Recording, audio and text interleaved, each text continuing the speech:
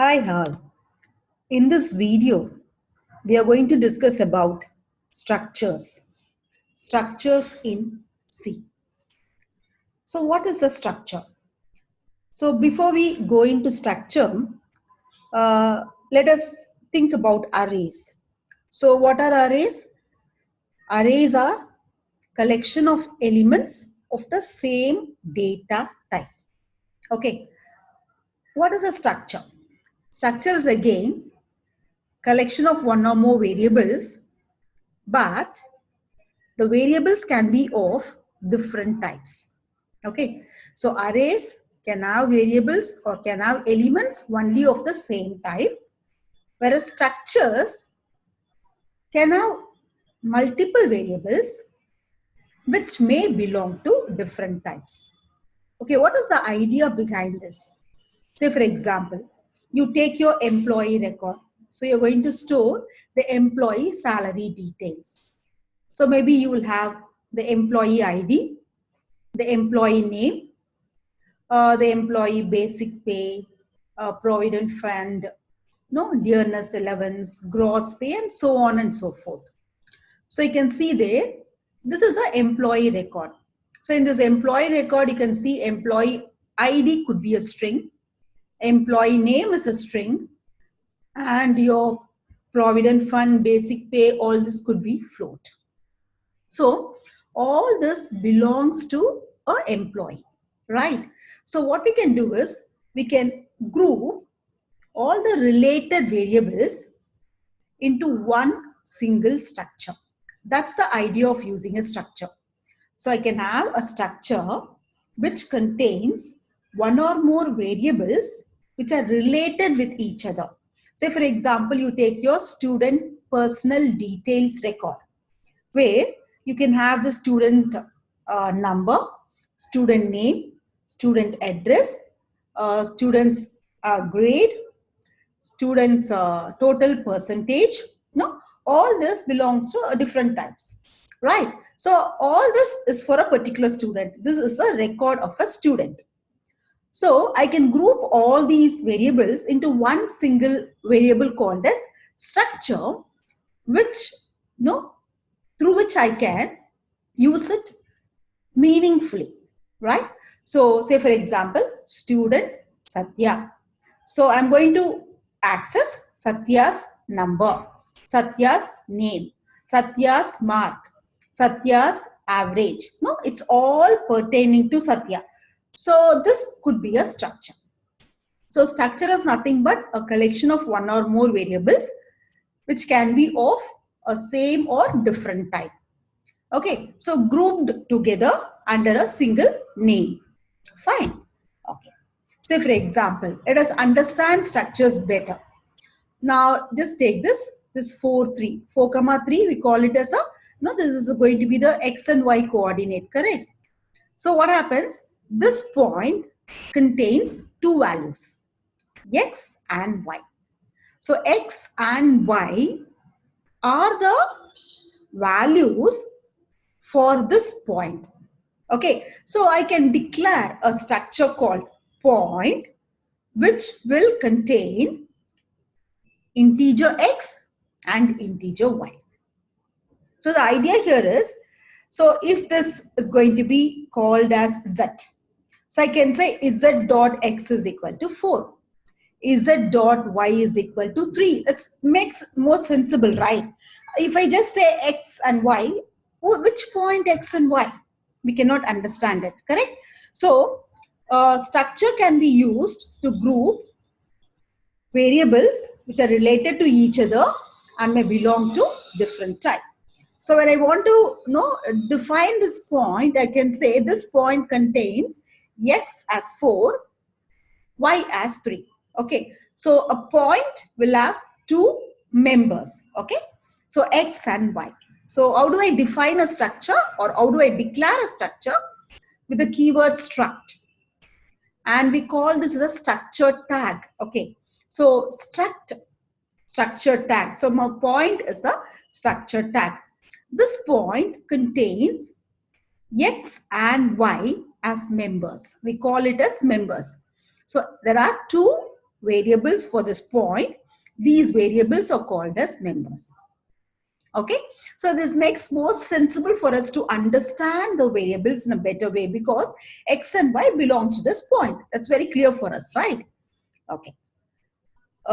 Again, so what we saw here, we have declared a structure. It's just like a type, a user-defined data type.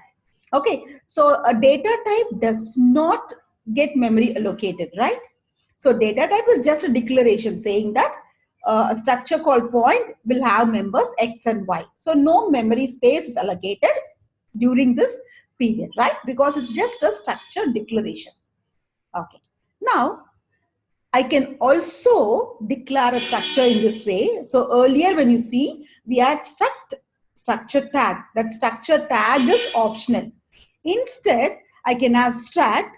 Within the braces, I can have all the members of the struct followed by x, y, z. So we can understand x is a structure variable, y is a structure variable, z is a structure variable which contains all these members. This is one way of declaring structure variables. So in this case, x, y, and z requires memory, right? Because they are all variables, structure variables. Okay, this is very similar to when I say int x, y, z. So what we say? X is a variable of integer type. Y is a variable of integer type. Z is a variable of integer type. Similarly, x is a variable of the structure type. Y is a variable of the structure type. Z is a variable of this structure type. Okay, so this is one way of declaring structure variables. There's also another way. I can declare the struct first. So as we saw in the earlier one, so we can see here. Here you can see I've declared a structure. So I've declared a type, a template for this structure. So point. Now I can define variables for this. So I can say struct point structure name. So PT is a point structure variable. Okay. So this is how we declare structure variables. So this also occupies memory. Okay. So when I declare the template, it's just a declaration of template. It says this point is going to be a structure type which will contain these members. And all variables which are declared as point structure will contain these members, right? Okay. So I can also initialize structures. So I can say struct is the keyword. Point is the structure tag as we have defined. PT is the structure variable of point structure. And we know this PT contains two integer values, right? So I can also initialize like this, 320, 200. So what happens? The first variable is x. So PT's x becomes 320. PT's y becomes 200. So we know to declare a structure, I will have to use struct keyword followed by the structure tag, opening braces, the members declaration, close the braces, semicolon. That's one way of declaring. Then later I can declare structure variables like struct, structure tag name, then the variable name. That's one way of declaring structure variables. The other way is at the time of declaring a structure itself, I can also give the variable names. Now, all the variables declared in the structure are called as members. Say for example here, I have struct point. So these as two variables x and y. X and y are members of this structure point. So how do I access these members? Using dot operator. Okay, so this is just the structure type declaration, a template being defined for the structure point. Now, how do I define a structure variable? Struct, structure tag name, then the variable name. So PT is a variable. So equal to 320, 200. So what happens? PT dot x will be 320. PT dot y will be 200. Okay, so I can print these values like this. As usual, printf statement, I'm going to print two integer values. Now, PT is the structure variable name. PT has got x and y as its members. How do I access the members? Dot. PT's x. PT's Y. Okay, so I use a dot operator to access the member of a structure variable. Now, let us understand this. Just take this rectangle here. You can see there are 2 points here, right? This point has got X and Y. This point also has got X and Y. So when I want to define this structure rectangle, I need 2 points, correct? If I want to define the structure rectangle, I need 2 points, PT1 and PT2. What does PT1 contain? X and Y. What does PT2 contain? X and Y, correct? So, first we define a structure point with int X, int Y, correct? Now, I'm having one structure within another structure. Now, I'm creating struct rect. Now, there's a nested structure here. Struct point PT1, struct point PT2. Okay, so rect is a structure which contains point as its nested structure, right? Okay, now I'm declaring a structure variable. How will I declare? Struct rect, the variable name. Okay, right. Now, how do I access this X and Y? Screen is the structure variable name. Inside screen, there is a point PT1. This PT1 has got X and Y. So how will I say? Screen dot PT1 dot X. Screen dot PT1 dot Y.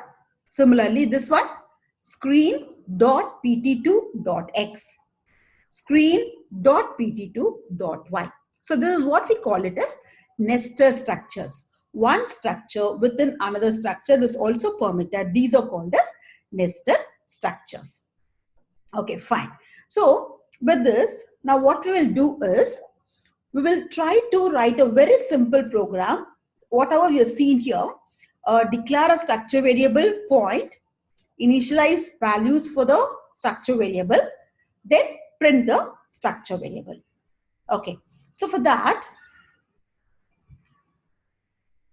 let us move into the the Chrome, browser window for writing the code, online compiler. Just to use the online compiler, let me move on to Chrome.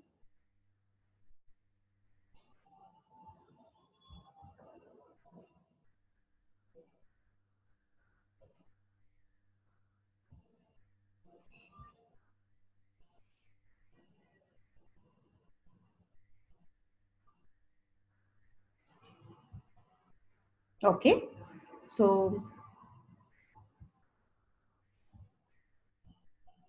here, so I've got just the the general structure of C. Now what I will do, let me declare a struct called point. So struct is the keyword, point is the structure name. Now this point is going to contain 2 variables, X and Y. Both are of integer type. Then close it with a semicolon. So this is just a structure declaration. It's like a data type. It's a user-defined data type. I am defining what a point should contain. Okay, fine. Now let me declare a structure variable. So struct tag name followed by the variable name. Now equal to, let me add 4, 3. That's my variable name. Okay, so what does it do? PT is a structure variable. Now pt.x will be 4, pt.y will be 3. Now let me try to printf %d, comma. How do I access the members? Using dot operator. PT is the structure variable name, dot x, comma, pt dot y. That's it. Okay, so it's very simple here. So I'm running this program. Let us wait for the output here, 4, 3. So this is how we use a structure. Basically, just an introduction to structure. So we declare a structure. This doesn't require memory. It's just a type declaration. Now, only when I declare a variable for a structure, memory space will be allocated for that particular variable. And we access the members of a structure using dot operator. Thank you.